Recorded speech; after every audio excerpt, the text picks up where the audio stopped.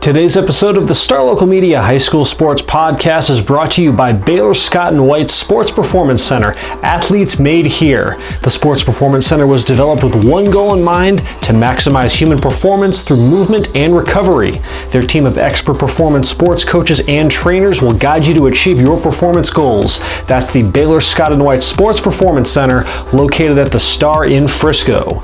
This episode is also brought to you by Allen Dental Studio. Located off Bethany Drive in Allen, their office was designed with you, the patient, in mind, which means an excellent and enjoyable experience. From cosmetics to implants, you deserve a perfect smile, and Allen Dental Studio can make that happen. Also, don't want to leave out another longtime friend of the podcast, Texan Senior Residential Care Homes. With locations in Carrollton and Dallas, Texan Senior Residential Care Homes offers an affordable, high-quality alternative to senior living. Call now at 469-400-7650. That's Texan, spelled T-E-X-S-E-N, Texan Senior Residential Care Homes.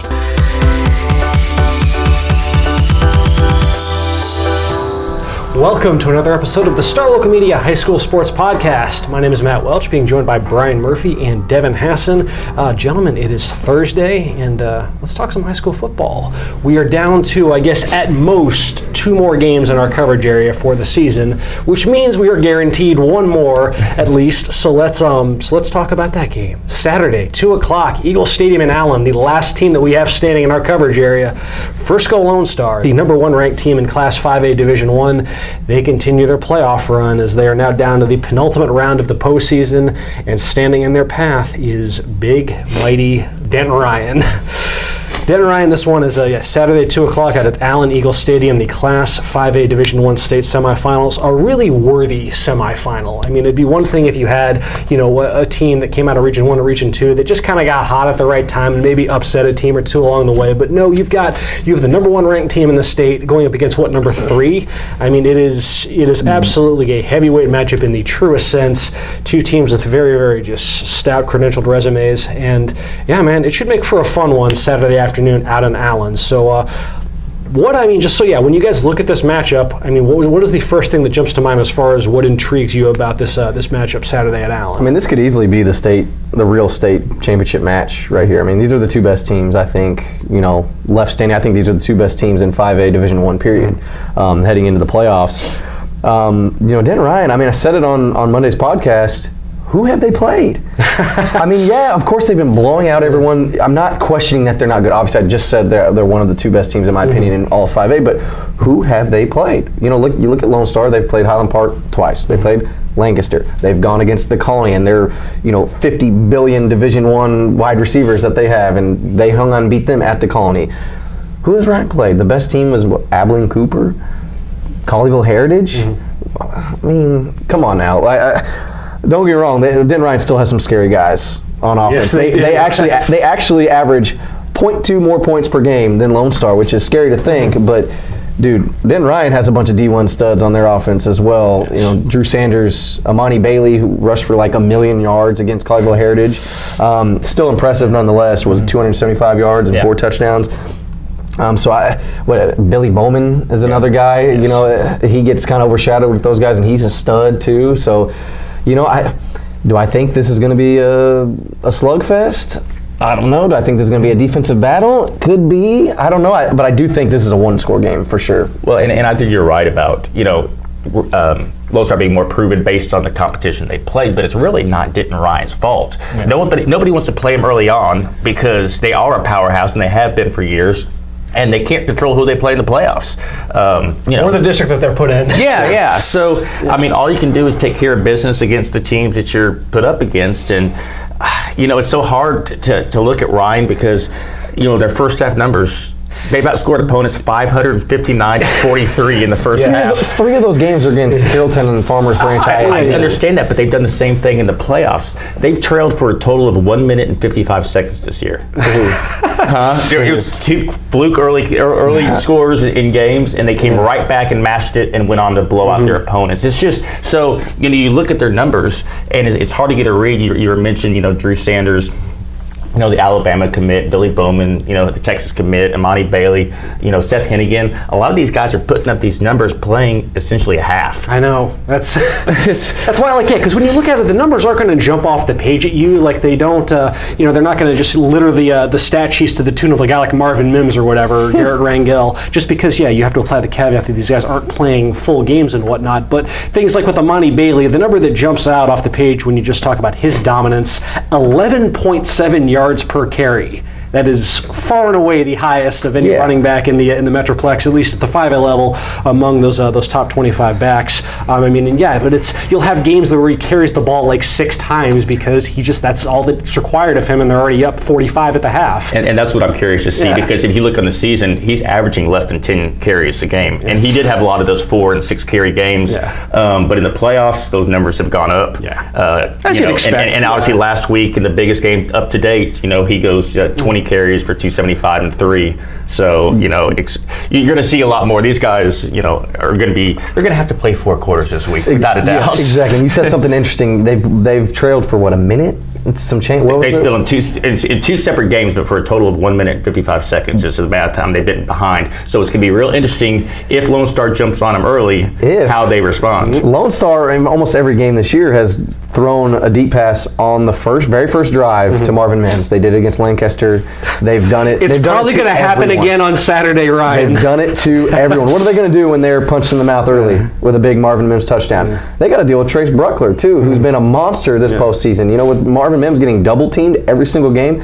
Trace Bruckler, 14 catches against Highland Park. He had a big game. He had a touchdown against Lancaster as well. Only a junior. He's a stud, man. I don't know. Denton Ryan, they haven't really faced adversity, and they're going to face adversity Saturday afternoon. I don't know how they're going to respond to it. And that's the big caveat with the schedule that they've played, is that they have been in such dominant, resounding control of every game that they've played in, that there really hasn't been that moment where you can see, okay, what is this team made of between the ears? Like this is something like covering Allen that I always look for. Like I like games when Allen gets punched in the mouth a little bit by a team that you might not necessarily see coming. And I don't look at it as a sign of weakness. I look at it as, okay, like we know that these teams have just like an overwhelming amount of talent, but that's not going to get you a state championship on its own. You have to have that mental fortitude to be able to dig out of difficult spots when you get pushed, because it's going to happen at some point, especially now that you're down to the Final Four in the postseason. And that's going to kind of be that's the big underlying question, because I don't know if anybody on Ryan's side can truly answer that question, because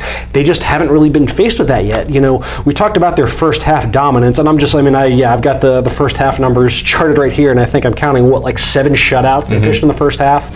The only time that they've really been in a close game over those first 2 quarters was that Heritage matchup, and during the regular season it was 14-6. Now, because Ryan is Ryan, they won that game 35-9 in the second half, and then they rematched them, just last week in the regional finals, and that game was 56-10 or something silly like that. It wasn't even a contest.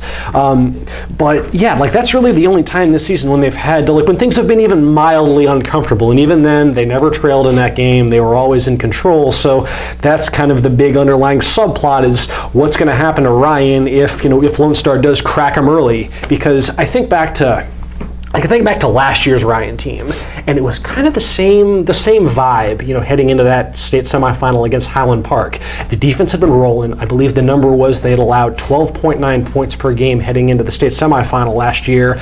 They had been just blowing out everybody, and then Highland Park just blitzes them, and they just couldn't recover. And I don't know if that's more Highland Park, or if it was just Ryan not really knowing how to handle adversity, whatever easy sports writer cliche you want to go with. But nevertheless, though, they got smacked by Highland Park in their first true test of last season, and they did not handle it well at all. And it was I've kind of had a tough time shaking that vibe, even though I know it's not the same team and whatnot. Obviously, they've had some turnover and whatnot, and that team is there's still a lot of experience on that team, and you would imagine maybe a year older, a year wiser and whatnot. Maybe they're a bit better suited to handle that, but I don't know, by that same accord, they just what's the jump from competition going to feel like for them on Saturday relative to what Lone Star has gone through these last couple weeks? With Highland Park going into overtime at AT&T Stadium, playing Lancaster, which had been one of the hottest defenses in the state, relative to Ryan making the jump from Collegial Heritage up to the #1 team in the state. It just and I'll ask Bryan when are these numbers going to fall? Set up over under, because Denton Ryan has not allowed a quarterback to throw for more than 191 yards in the game this season. They've only allowed 3 100-yard rushers, but that's all in garbage time. Yeah. And the season high for yards allowed was 304. So how long is it going to take for a Lone Star to eclipse those numbers? By the end of the third quarter, Garrett Rangel will have over 300 passing yards. I'm not even kidding. Yeah, I know. I know. Those numbers are not going to stand up. But it's just just along the same lines of what Matt was talking about with Highland Park coming out there and punching a defense in the mouth that really has had their way all season long. It's the same way with this year, and like I said, I thought you might even say in one half, just because it's Lone Star is that capable and that dynamic, and Ryan just hasn't had to deal with that on either side of the ball. Because nevertheless, on paper, the Ryan defensive numbers are absurd to be this deep in the season and to be allowing the averages that they do on that side of the ball, just 192.6 yards allowed per game. I believe there's only like 2 other defenses in the area that allowed under 200, and obviously none of them are still playing to this point. Lone Star played Arl Turner and Newman Smith. And for sure, but that's just 2 or 3 or 14 games that they've played this season and whatnot. But then you have things like just 10.4 points per game allowed, 99.4 passing yards allowed, 93.3 rushing yards allowed, and this is again like even in despite basically playing a half worth of garbage time every week, like their backups are still not giving up any ground either. So there's clearly some depth to that defense as well. Obviously, we don't cover Lancaster and we don't cover Denton Ryan, but just based off what we know and seeing the stats, you'd think Lancaster would have a better defense than Denton Ryan, would you not? Even despite Denton Ryan's godly. It's tough to say, just because the reason that I don't think we paid any mind to Lancaster's defense until we saw what they were doing against the Colony and McKinney North and Frisco Independence. Oh my goodness, this defense is absurd. These are 3 of the best offenses in the area, and they made them look silly. With Ryan, that's again it doesn't mean they're not capable of it. They just haven't had the opportunity yet, because it's unfortunate that the 2 Mesquite schools, Poteet and West, were down a little bit this year early in the season, and then they played a Keller Fossil Ridge team that won 1 game. So there wasn't really an opportunity in non-district for them to get truly tested. And with the nature of that district, half your games are against the CFB ISD schools, and then with Heritage and Birdville, those teams have gone on to at least have success in the playoffs. Now I don't know if that's because of the region or whatnot, but I don't know if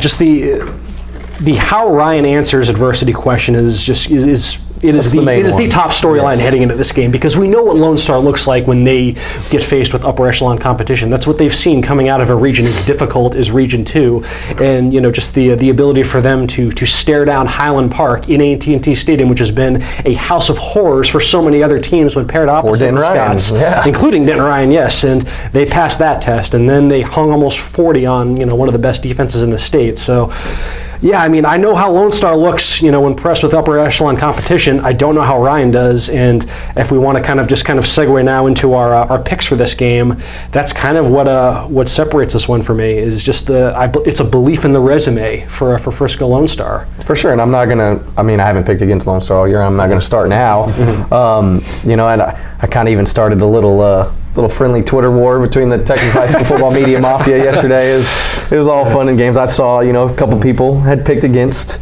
or they picked Ryan. I wouldn't say they picked technically against Lone Star.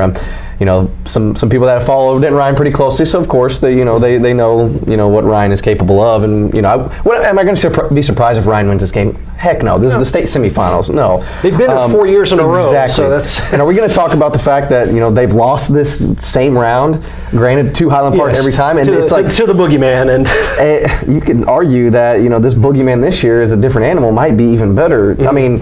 I don't know, it's hard to compare. I'm not trying to compare Lone Star and Highland Park from 2-3 years ago, but this Lone Star team is just as good, if not better, than those teams. So it's the only time teams have made them sweat was, again, the Highland Park rematch, which, that's Highland Park in the playoffs, and just being able to conquer that for a program that hadn't lost a playoff game in as long as they have is an immense feat in its own right. And then when the Colony basically just threw the absolute kitchen sink at them in that regular season game and whatnot. I'm just looking over just the Ryan personnel. Is it fair to say this might might be perhaps maybe the best receiving core that Lone Star's secondary will have seen this season.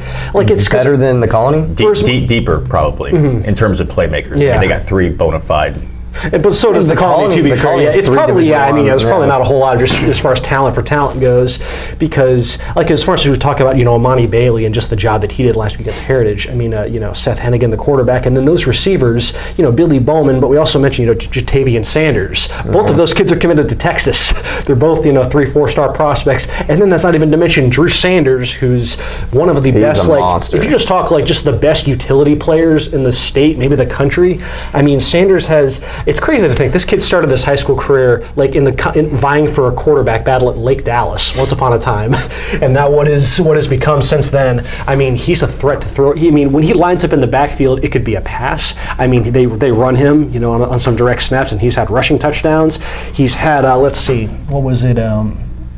He's at 34 catches and whatnot this season. He has 22 total touchdowns on just 67 touches. Well, did you see his passing numbers? What are they? 7 of 8 for 5 touchdowns. Yeah. So he draws use him on it's like whenever the ball is in this kid's he's one of their hands. main defensive That's what I players thought, too. okay. He plays 2 ways. I mean, he's literally on the field. 85% of the. So he's literally Will Harbor.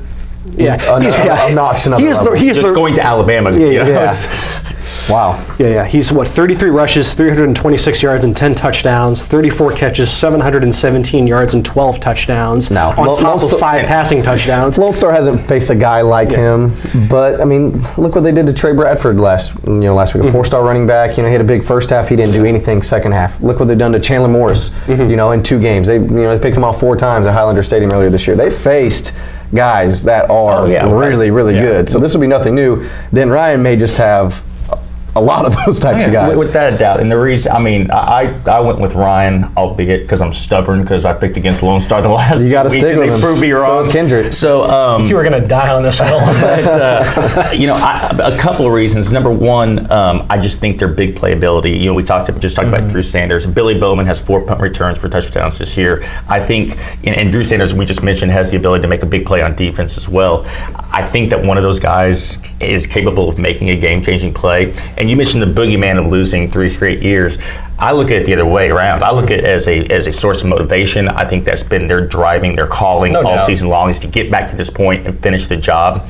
And they have experience. A lot of these guys were part of that disappointment from a year, even 2 years back, and I think they kind of ride that experience, and it's going to be a close game. I think it's going to be a great game, but I think between the motivation of having been so close in the past and just the number of game breakers that they have, I think they're going to be able to generate a couple big game-changing plays. That's going to be the difference, probably what's going to be a 3, 4, 7-point game. One aspect of this that I'm curious to see how it shakes out is penalties, especially on Ryan's side of things, because if you look through their just their season to this point, they can be baited into committing some flags. They can get flagged quite a bit. Of their 14 games this season, 10 times have they been flagged more than their opponent, and 6 times have they been flagged 10 plus times. In the playoffs, they're averaging 9 penalties. So it hasn't mattered yet. That's the thing, and that's the thing, because they're just so overwhelming in every other capacity, and perhaps they haven't faced teams that can offer up enough resistance to make them pay for it. Or it hasn't. Or it's 3rd, 4th Street guys in the fourth quarter jumping off sides that wouldn't be on the field normally. So, but that is a concern. I think turnovers is a concern too, because they're -2 in the playoffs. Wow. And they were +8. During the regular season, so it wasn't like they had an overwhelming edge there. But if you're minus in turnovers on Saturday, they're going to lose that game. Against the Lone Star, you cannot lose the turnover battle. It's just those little things between the margins, and then I look at the defensive dominance, and I think back to Devin when we when we were doing the podcast previewing the McKinney North Mesquite Poteet game, and we were talking about how much has North's defense improved, because it looks like on paper the numbers at least suggest they have. But I posed the question of let's look at who they've played, because that's going to contribute to how a defense performs as well. And I just look through, because you could say what will about who they've played and the circumstances around that, but it is what it is. And for all that defensive dominance, I just went through and just checked, okay, how many offenses within the area's top 25 among 5A teams have they seen? And really it's Birdville, number 11, Heritage, number 12, and they saw them twice. Then Poteet, number 21, and the caveat is Seth McGowan did not play in that game. Whereas Lone Star's defense, they've played Highland Park, number 3, twice. Frisco Independence, number 4. Lancaster, number 6. The Colony, number 13. You see where I'm going with this? Lakeland, number 15. And they've still maintained just 14.4 points per game allowed. Against 4 of those teams, they absolutely beat them pretty good. So whereas, both of these teams have elite defensive numbers on paper, I think there's a little bit more, I guess, weight to Lone Stars, just given that they've maintained that despite facing a far higher caliber of offenses than Ryan has. So between that and just the fact that, if they, just something about the, you can say what we will about the big game experience, but Lone Stars got that in droves this season. Even though it is just back in week 3, at Highland Park is about as big a regular season game as it gets, and they passed that test in a way that nobody has since the 90s. And then they do it again in the playoffs, a stage where no one has been able to knock off the Scots, in some time. And then they do it last week against, Lancaster and whatnot. They've been in their share of big games as well, and they've, I keep waiting for Garrett Rangel to look like a sophomore, but it just isn't happening, and it might not at this point. So, yeah, I just, again, between the what that defense has shown this season against upper caliber offenses, and just, again, a belief in the resume and what they've accomplished to this point, I side with the Rangers in this one. But yes, like you guys, I'm expecting it to be a very, very good, very close game. Probably, 7, 8, 4 to 7, 8, 9, 10 points. It's not going to be anything that's a runaway on either side. But yes, that's where the 3 of us are leaning as far as the picket line overall. Another despite Lone Star's resume, these last few weeks have been some very contentious bouts on the picket line. As Bryan, you, me, and Taylor Ragland side with Lone Star, and then Devin, you and Kendrick Johnson going with Ryan to get it done. So yes, that is a huge one on Saturday. Saturday at 2 o'clock out at Allen Eagle Stadium, Frisco Lone Star versus Denton Ryan. Bryan, do you have some unfortunate news to pass along to the Lone Star folks about your availability for Saturday's game? I'm saving myself for next week in the state championship Friday night. I won't be there Saturday, but my guy Devin will be there. He's better than I am, so y'all are in good hands. Ryan has a prior engagement that afternoon that will preclude him from being able to cover the game. It's a wedding. It's not like it's not like I have some date or I'm just sleeping in the park. or something. No, I'm going to a wedding. You just can't miss that Army-Navy game. So yes, Devin Hasson will be in the house covering that one Saturday out at Allen. Follow him along on Twitter at Devin Hasson. Does about as good a live game coverage as you'll get from a reporter in the Metroplex. So yes, the Lone Star Denton Ryan, big one on Saturday in the state semifinals. We're going to shift gears and for the first time in a long time talk a little bit of hoops as girls basketball district play begins for the majority of our districts this week, and we will get to that on the other side of this break after a quick word from the sponsor. Today's podcast is brought to you by Star Local Media. 14 newspapers and websites with a print distribution of 270,000 homes and monthly page views of 600,000 online. Star Local Media, your community voice for news. And now, let's get back to the podcast.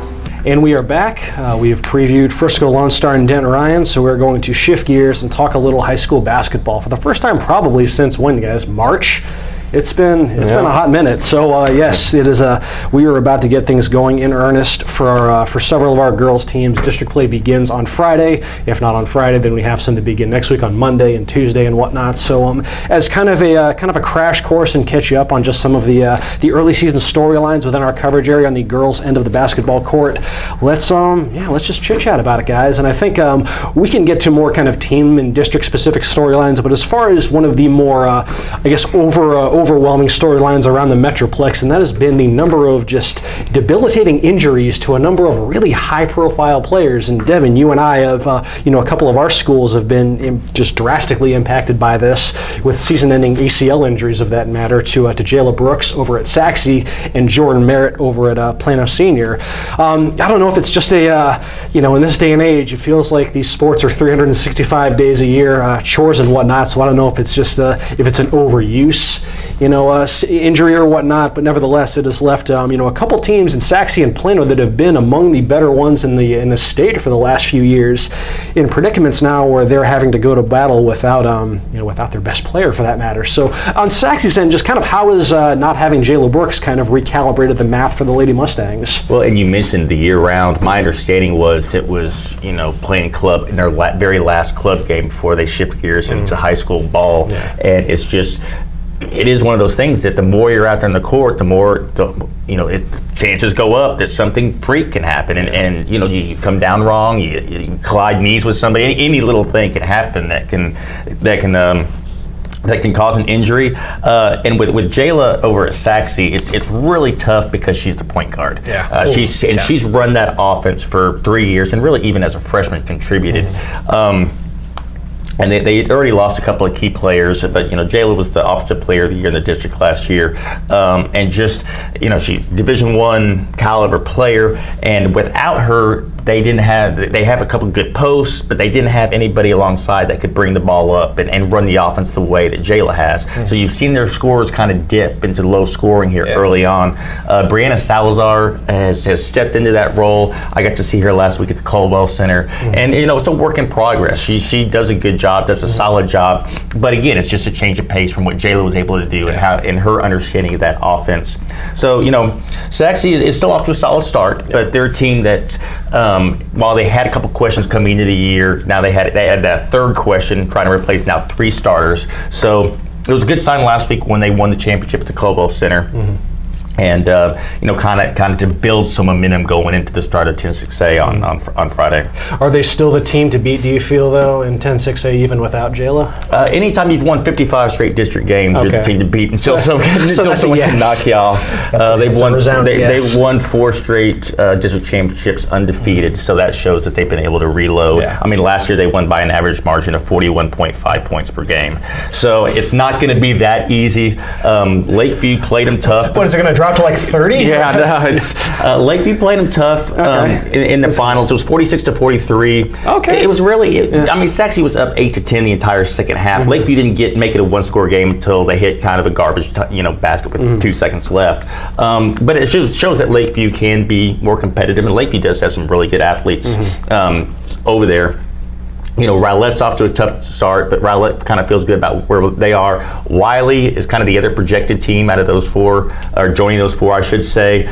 Don't know too much about Wiley because they kind of steer clear of the other Garland ISD programs early on, but we'll know instantly on Friday because they host Saxe, so we have a really good indication of where Wiley stands. But yeah, I mean, Saxe is still the team to beat. Chrislyn Rose, a freshman that's I hadn't had a chance to see till last weekend. I was really impressed with her. Saxe's been able to pull these plug these freshmen in over the last several years, and she seems to be the latest one that's going to come in and make an immediate impact. She can shoot from the outside, she can handle the ball. Okay.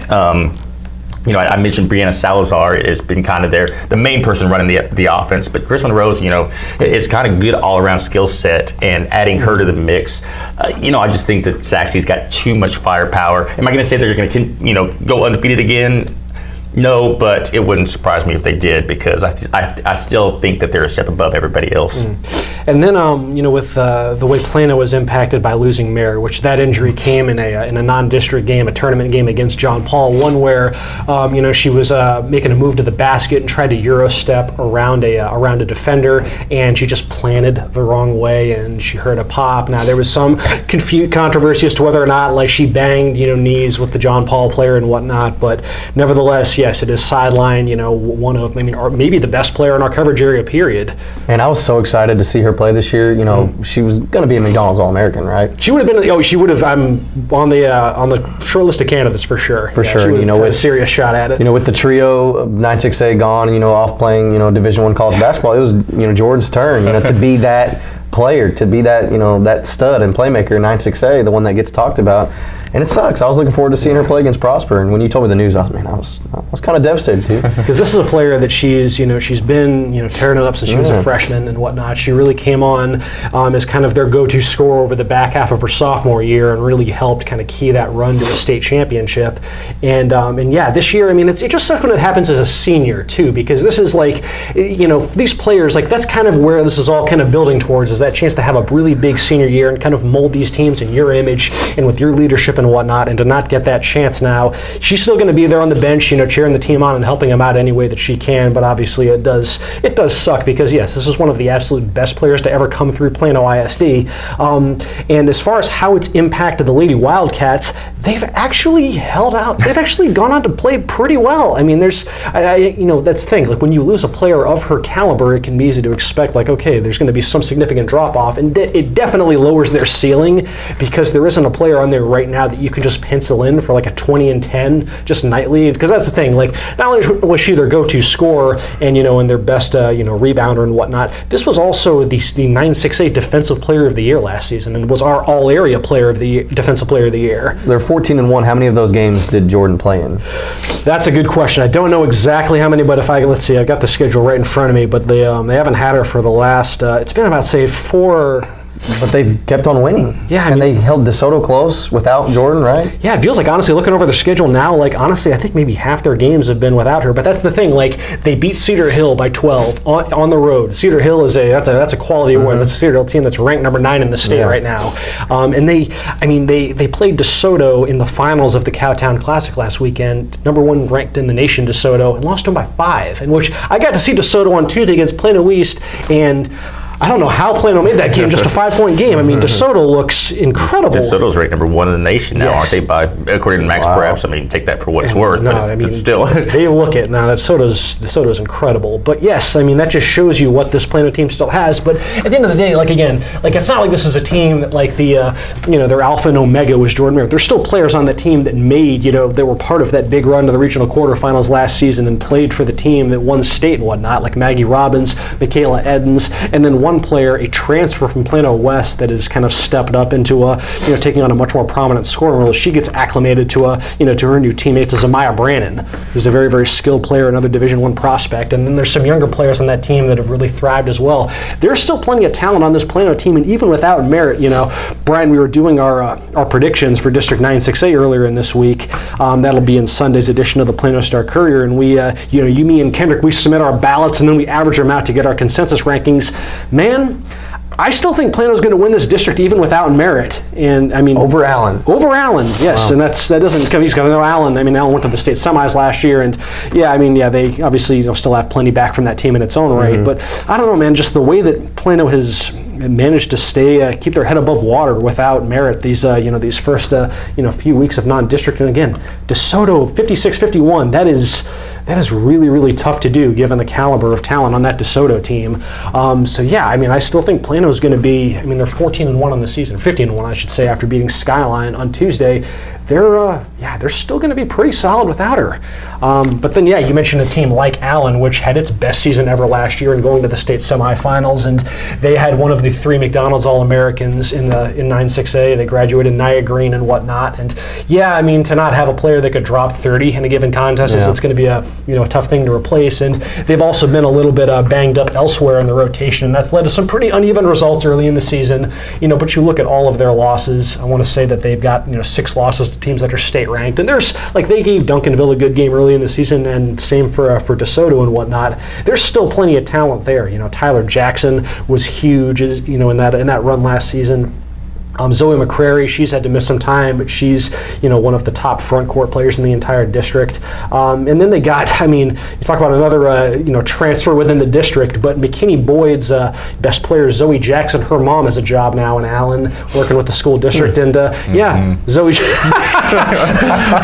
and now, Zoe Jackson is tearing it up for Allen. So again, there's still plenty of talent there, and if they won the district, wouldn't shock me in the slightest. You picked them to win it, and so did Kendrick. Allen's, it's just that's the thing, like early on, and they, I guess as of Tuesday, this maybe now changes a bit because they hadn't really had that real marquee victory over a real top end team, and then they were able to have a pretty impressive performance against the Colony on Tuesday. They beat them by 16 and whatnot. I don't know. We'll see. I think it's going to be between Allen, Plano. I think Prosper's got a decent shot even without Jordan Oliver. They've had some pretty encouraging results early in the season. I think a team that's kind of flying under the radar. East or McKinney? McKinney, and then this Plano East team is they've got a little something. I saw. Granted, they took a hard loss to DeSoto, and this was a game that got more and more lopsided as it went along, but. I mean, with East, it's such a unique dynamic on that roster because their starting lineup is, at least on Tuesday, was 4 sophomores and a freshman.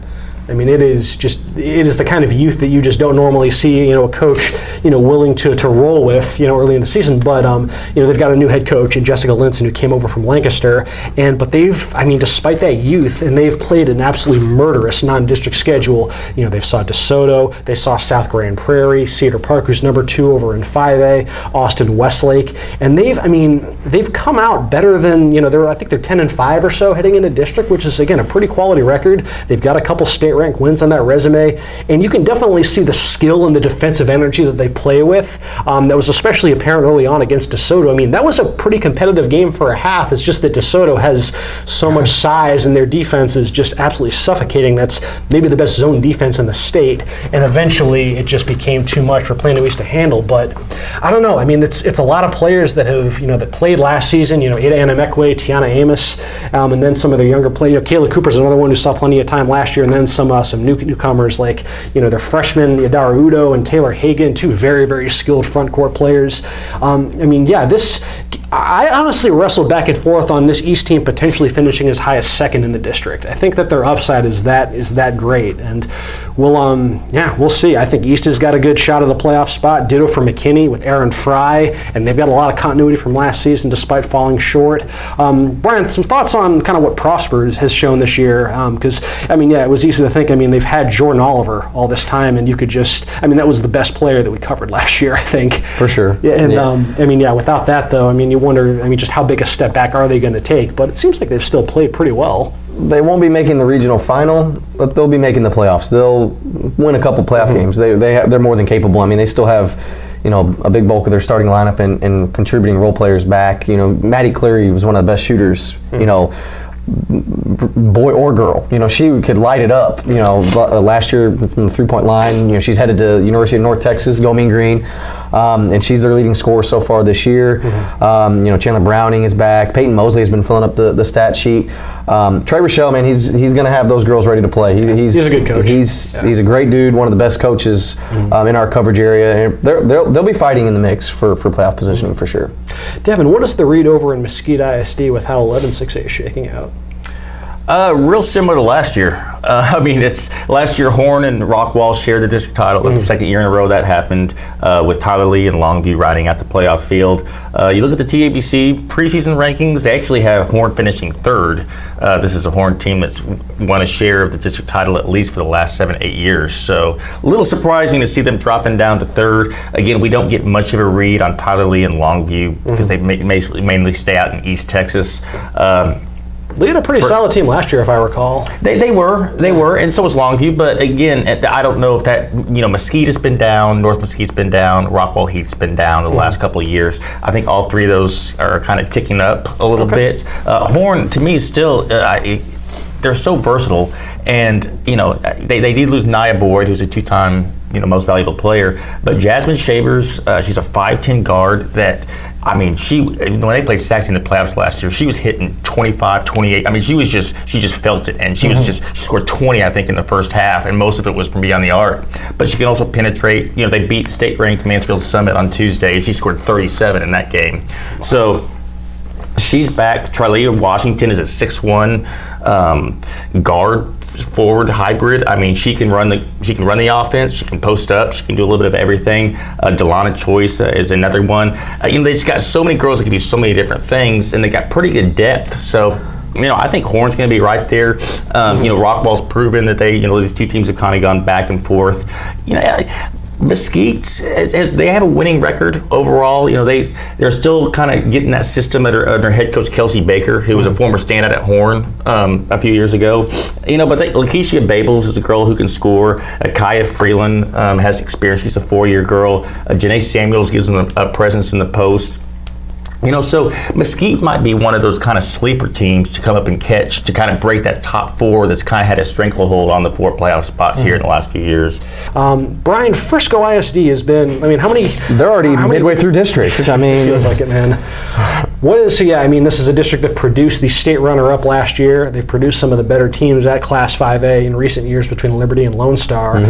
Has the landscape changed much in the to win district? Yes. There's 5 teams that can win this district. 5 of the 10 right now. I mean, obviously, Liberty, they graduate their best player, Randy Thompson, and a lot of their, starting lineup. 4 of their 5 starters from last year, they graduated. But Jazzy Owens-Barnett, she's like we expected. She was a freshman stud last year, and now she's a sophomore, and she's their best player. Mm-hmm. And she's been filling up the stat sheet night in, night out. She's their leading scorer. And it's been, some different players, different names leading the way. It's just like, Ross Reedy just fills these players in and just has them ready to go. And they should be in the mix for, they're 3-0. They should be in the mix for a district title. Lone Star, same deal. They graduated a lot of their starting lineup. They lost their head coach, who's now up in Gunner. And Todd Muncie has come in there, and he's done a great job. I saw them beat Centennial on Tuesday night. Centennial was undefeated and state ranked. Looking at the rankings here, they had them heading into the week. They were the highest ranked Frisco team in the state at number 12. And Lone Star goes and beats them by 16. The same Lone Star team that graduated the district MVP in Adriana Quezada, the same one that graduated Mia Deck and all those players, and their best player is also a sophomore, and Kyla Deck, Mia Deck's younger sister, who filled up the stat sheet for 16 points against Centennial. So, and also Lebanon Trail, I kind of look at these rankings. I know volleyball rankings kind of irk me. Basketball is a little more accurate. It's different people making the rankings there, but Lebanon Trail is state ranked heading into the week at 25.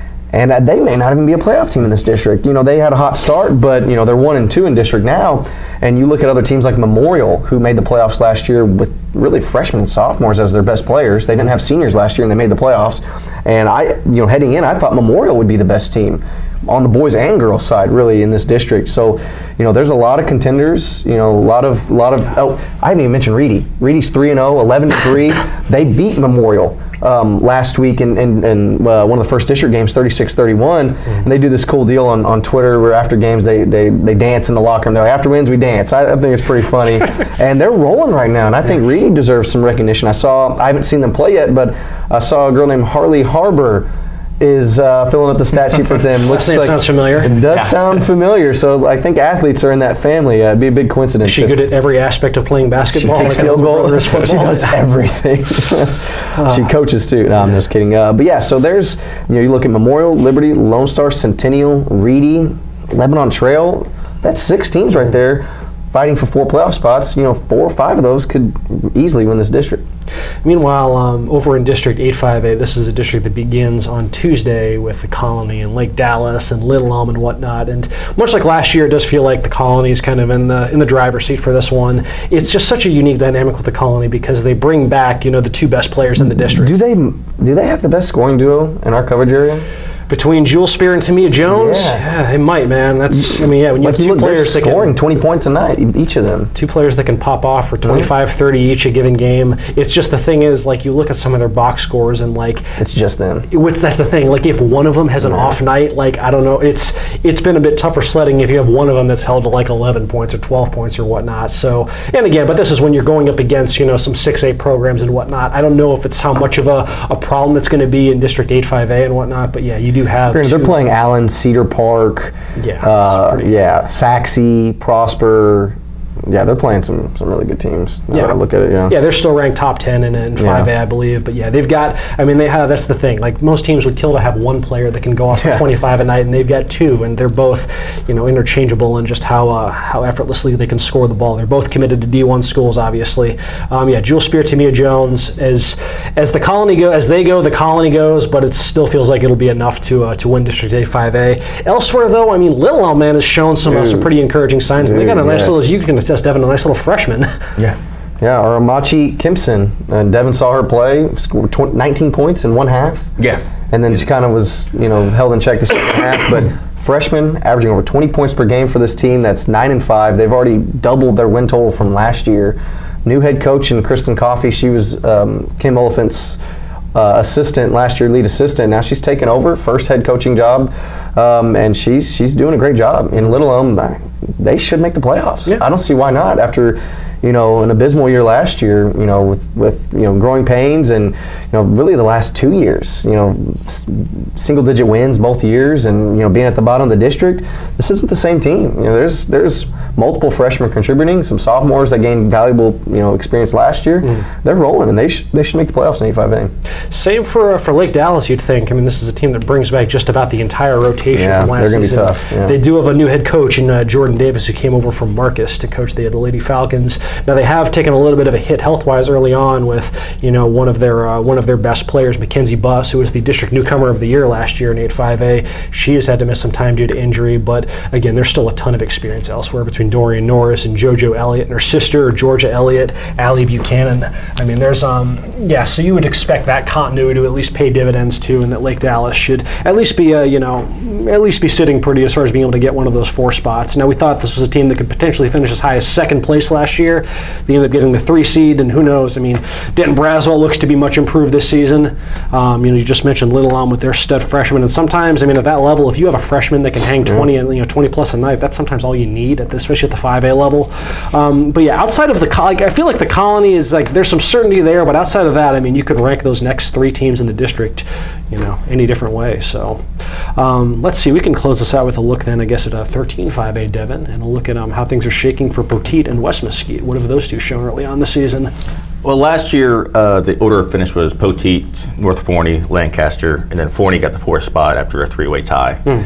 This year, TABC is predicting Poteet, North Forney, Lancaster, Forney.